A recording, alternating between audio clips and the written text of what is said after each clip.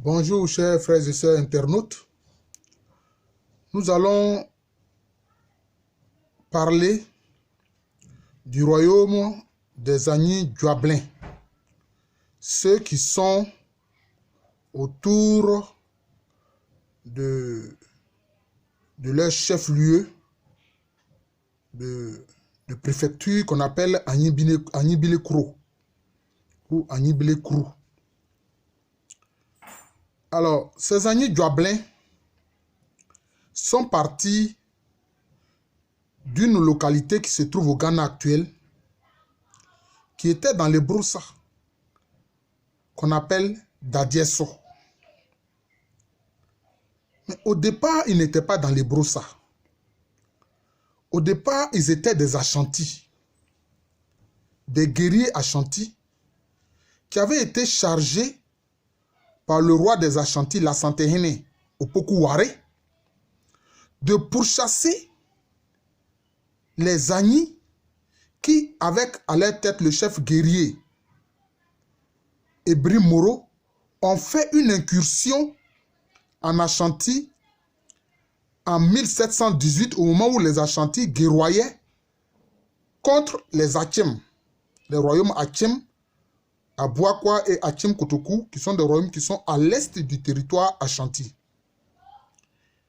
Et justement, c'est le royaume confédéré de Djoaben, le royaume confédéré Ashanti de Djoaben. C'est ça qui explique, c'est ce nom-là qui explique le nom de Agni Djoablin. Djoablin vient de Djoaben par rapport à leur lieu d'origine. Et quand ils sont arrivés en Ebroussa, ils ont pu vaincre les Aouin. Bien sûr, ils étaient accompagnés par toutes les autres troupes de l'Ashanti. Mais eux, ils ont été chargés spécialement par le roi Opoku-Ware de surveiller les Agni de Broussa afin que ceux-ci restent dociles, afin qu'ils ne se révoltent pas contre l'autorité du roi des Ashantis. C'est cette mission qui leur a été confiée par le roi des Ashantis, Opoku-Ware, qui va expliquer leur implantation sur une partie du territoire de l'Ebroussa. C'est ainsi que, disons, dans la partie nord du territoire de l'Ebroussa, ils vont créer la grande localité de Dadieso et d'autres villages. En parlant de l'histoire des Agni Sanvi et de l'histoire des Agni Ndenia d'Abangrou, je vous ai dit que ces guerriers-là, quand ils sont arrivés, notamment dans la partie nord de l'Ebroussa, ils ont trouvé des baoulés à Ali dirigés par la reine Tanouadjo, pour ceux qui suivent régulièrement nos vidéos. Et ils ont trouvé aussi des Aché, qui étaient dans la zone qui était dirigée par le chef Obin Aka. Et donc, c'est faisant cette mission qu'ils ont dû s'installer dans cette région-là. Et quand ils se sont installés dans cette région, pour surveiller, pour veiller à la docilité des Agni de Broussa, afin qu'ils ne se rebellent pas contre l'autorité du roi des Ashantis, le roi des Ashantis, Opoku-Ware, leur avait dit: je vous ai confié cette mission-là. Vous êtes des Ashantis. Je sais sans doute que vous serez influencés par les Agni. Mais je vous dis une chose. Souamamre.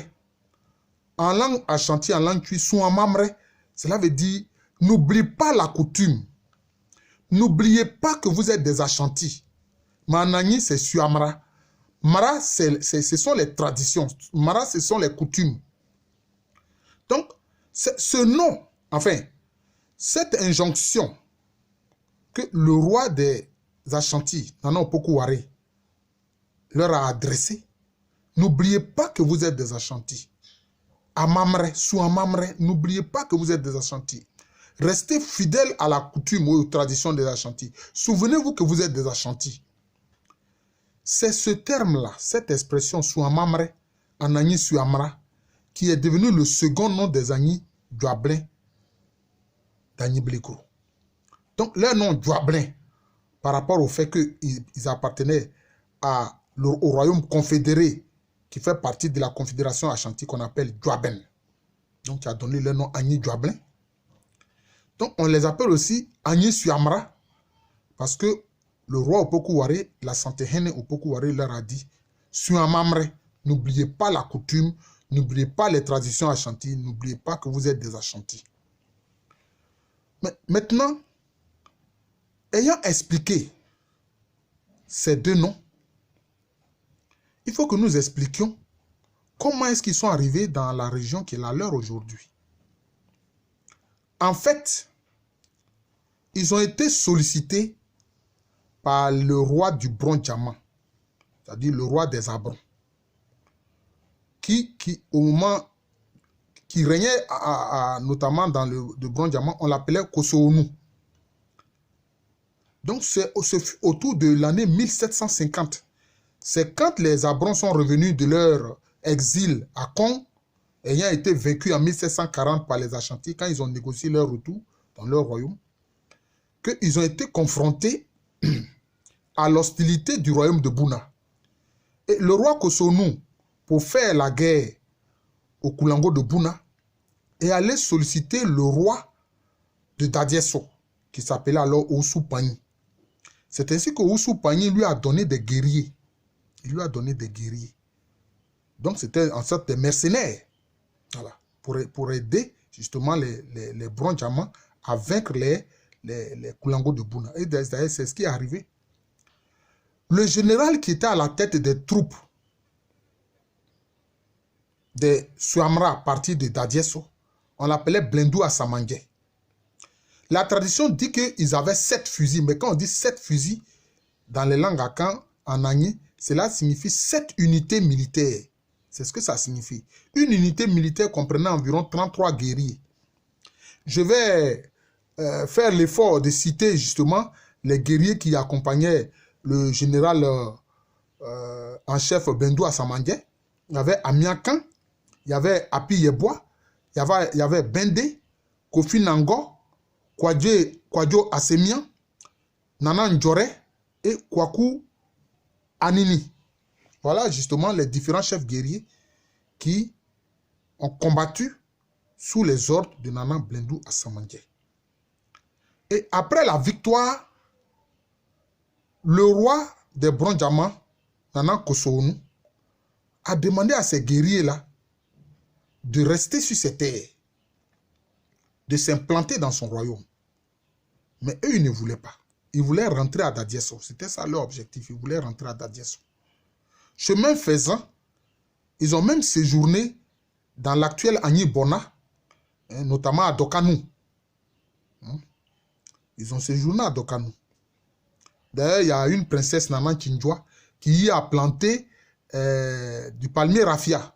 Si bien que même encore aujourd'hui, la tradition veut que quand un Agni Djoablin va dans le Bona, s'il boit le vin de raffia, il ne paye pas. Il a le droit de ne pas payer. Parce que simplement, il dira que voilà, son aïeul Nana Tchinjoa a planté du raffia chez les Agni Bona. Et donc, lui n'a pas à payer.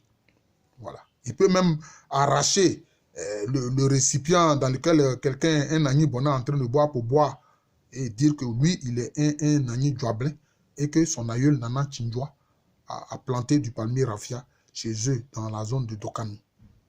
Et c'est ainsi que, chemin faisant, quand ils retournaient à Dadiesso, ils sont arrivés sur les rives d'un fleuve ou d'une rivière qu'on appelle la rivière Basso. Alors quand ils sont arrivés sur les rives de la rivière Basso, qu'est-ce qui s'est passé? Ils ont trouvé de l'or. Ils ont eu de l'or, ils ont vu qu'il y avait de l'or, c'était une zone aurifère. Et ils ont commencé à exploiter cet or. Maintenant, ayant trouvé cette richesse importante, au lieu de retourner à Dadiesso, ils informent maintenant le roi des Abrons qu'ils ont l'intention de s'installer sur ces terres. Et ils envoient une délégation informer le roi Nana Oussou Pani, leur roi qui est à Dadiesso, pour dire « Ah, Nana, nous avons trouvé des richesses, donc vraiment nous te demandons de permettre que nos frères et sœurs de Dadiesso viennent exploiter ces torts que nous avons trouvés sur les rives de la rivière Basso.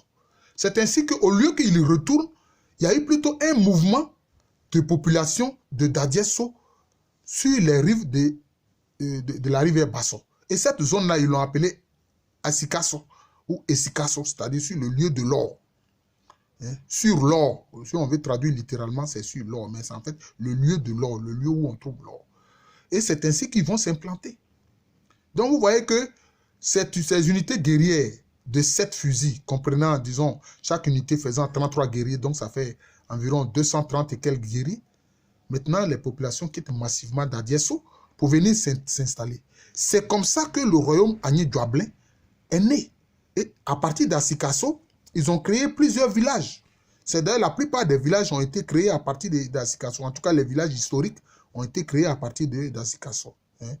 C'est comme ça. Yeboakro, Agnoafutu, Bongwasso, Akwe Bongwasso, etc. Donc c'est comme ça que le royaume Agni-Djoablin est né. Donc c'est comme ça que ces Djoablins, ces Agni-Djoablin, se sont installés dans une partie de la Côte d'Ivoire actuelle autour de 1750. Voilà.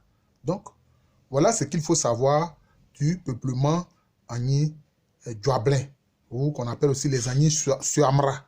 D'ailleurs, leur nom Suamra, je vous l'ai expliqué, et c'est une partie de ces guerriers, justement, chargés de pourchasser les Agni qui avaient fait cette expédition en pays Ashanti. C'est une partie de ces guerriers-là qui sont devenus les Baoulés Suamlin. Vous voyez, Suamra en Agni, Suamlin en Baoulé, c'est le même peuple. Voilà. Je vous remercie de m'avoir suivi. C'était le professeur Alou Kwame René qui vous parlait donc de l'histoire du peuplement Agni-Djoablin. Je vous donne rendez-vous pour une autre vidéo.